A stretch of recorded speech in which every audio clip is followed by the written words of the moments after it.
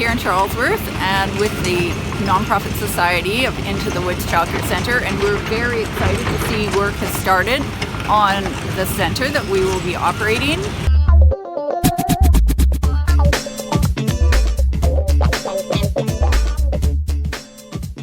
This is in the beautiful setting of the Town of Qualicum Community Park.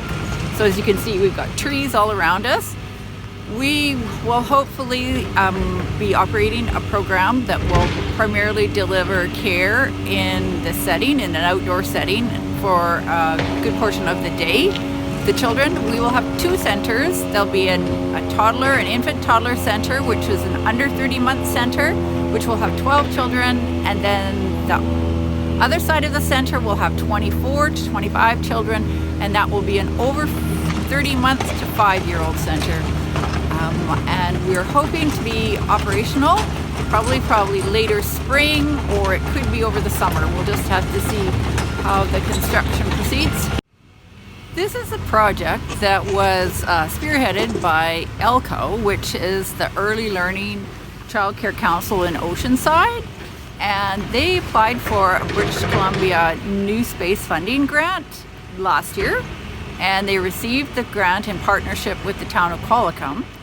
And from that grant, we have moved forward and established a nonprofit society which will operate this child care center. So Karen, how did you get into being involved with this project?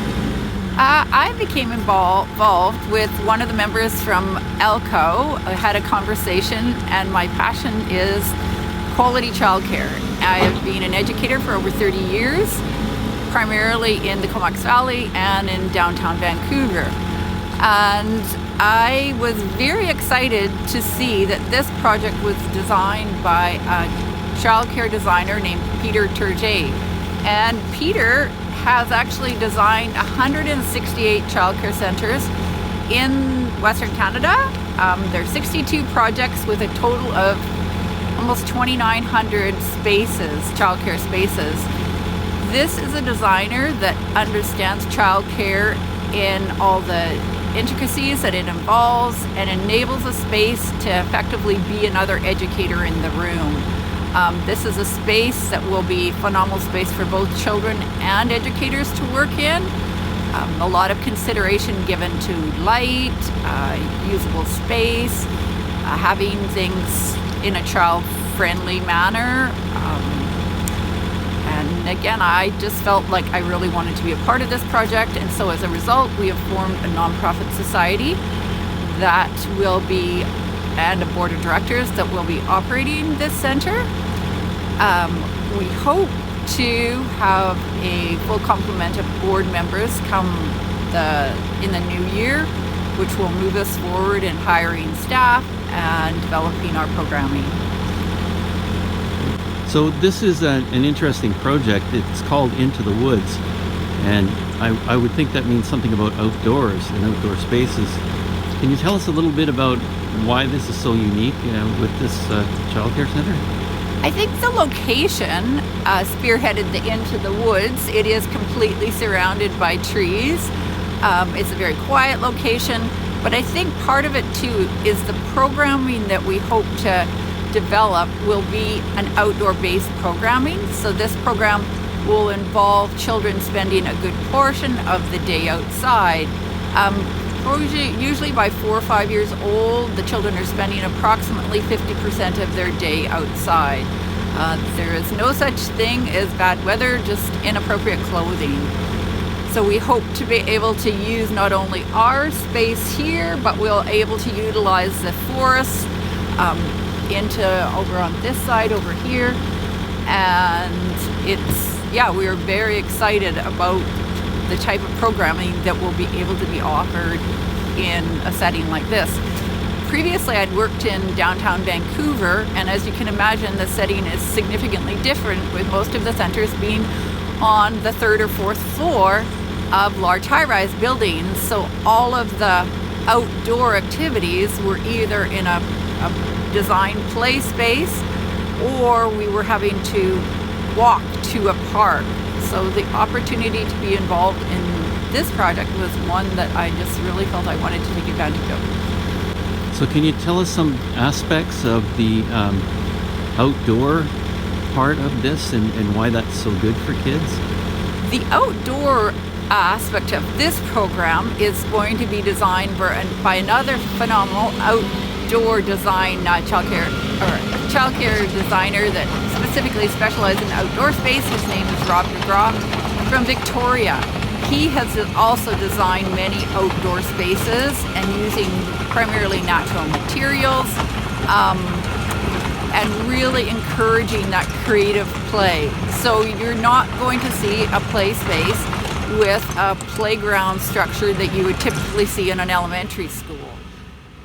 The philosophy is significantly different, and whereas this philosophy will be geared to, well, the younger children, but also a desire to have that play look significantly different than it would on a playground structure. It typically will involve a lot of loose parts, and loose parts are pieces of brick or rock and pieces of driftwood, sticks. We'll be utilizing the forest. There'll be a lot of time children will just spend playing, experiencing the environment in the forest. So it is somewhat different. This philosophy is definitely one that we're seeing many centers move toward it. There's a recognition, primarily driven by brain research with young children, how important it is to have our children outside. It does make a significant difference to their development. And so we are definitely going to hire staff and encourage the philosophy as we move forward. Is there specific training that the childcare workers will have? Yes, an early childhood educator is currently receives a year of schooling. That's 10 courses and 500 hours of practicum experience. They are also is a certification which would mean you'd be working with primarily younger children. That's an infant toddler certification, and that is 2 years of schooling with 20 hours of coursework, 20 courses, and a number of hours of practicum experiences. To me, it is very important that we have qualified educators working in our programs. There has been a move in the last number of years to move towards assistants. So this is an assistant is an educator with, rather than 10 courses, they have 1 course and they do not have any practical experience before they start, but they are given the same responsibilities as an early childhood educator. For an example, in an over 3 center, you could have 2 assistants and 1 qualified early childhood educator. So I think our philosophy here is to try and ensure that with the quality, we have well-paid, well-valued staff that are compensated to a level hopefully similar to an early childhood educator that is working in the school district. So in the design of this program, you mentioned that you have special people that do design this. Their background is in this kind of outdoor facility? The designer for this particular space designed the UBC centers, and if you are familiar with those are centers that again are situated in a natural setting with a lot of use of natural materials. He was the architect, childcare advisor for 160 childcare centers throughout BC, so UBC, SFU complex, expansion, BCIT, childcare and 2 projects, and many other municipal and nonprofit societies have used his expertise. We are very lucky to have Peter Turget designing this particular center. Is there ever any parent input into the daycare center, or what happens? Yes. Typically what would happen after when the center is operational, there will be a nonprofit board, and often there are parents on that nonprofit board, so they would definitely have input into the programming, the staffing, all aspects of the operation of the center. How do people find out about this kind of a daycare center? Well, you can contact myself, and I can give you an email address, but you can also go through the Town of Qualicum. The Town of Qualicum now has a contact on their website, and you can also, there is a contact through Pacific Care, which is a child care referral here in Oceanside, and they also have our contact information. And I am currently taking a waiting list. So, and as we move along through the project, I will be updating everybody on the progress, timelines of when we're hoping to be open, and any other information that I think would be relevant to people on the waiting list. So hopefully it's looking like most, or as of right now, most everybody on the current waiting list will get a spot when we're able to open. The ages of the kids that will be involved in this? So we will be buying furnishings to enable us to have infants. So that would be children under 30 months of age. We will be having some cribs. It will be somewhat contingent on the need. So we will have 12 of our spaces will be under 30 months, and potentially some of those could be infants. And again, that will be contingent also on finding staffing that is able to, the staffing that works in an infant toddler side under 30 months does need to be certified. At least 2 of them need to be certified and have their infant toddler designation.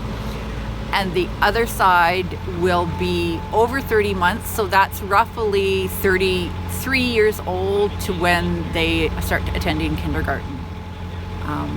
And that, again, that will be licensing allows, there's a ratio of 1 to 8 in that side with a maximum of 24, potentially 25.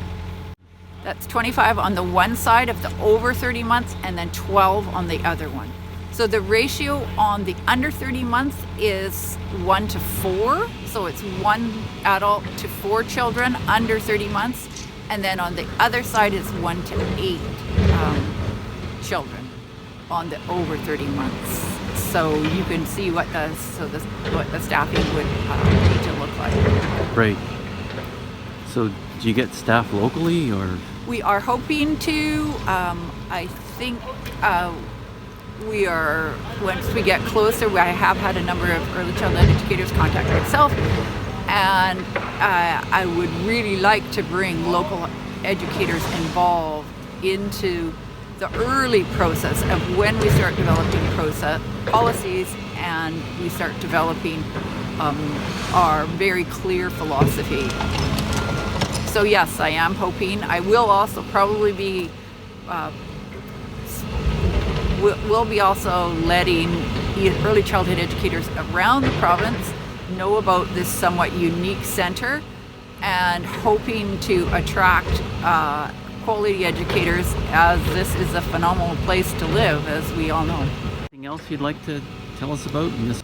I'm very excited to be a part of this project, and I will definitely be keeping people updated as we go along, and letting you know how it's progressing, some of the aspects of the building that are somewhat unique to ourselves, and perhaps I can start by showing you what the interior layout will look like, and our process. The other aspect will be our process as we move through licensing.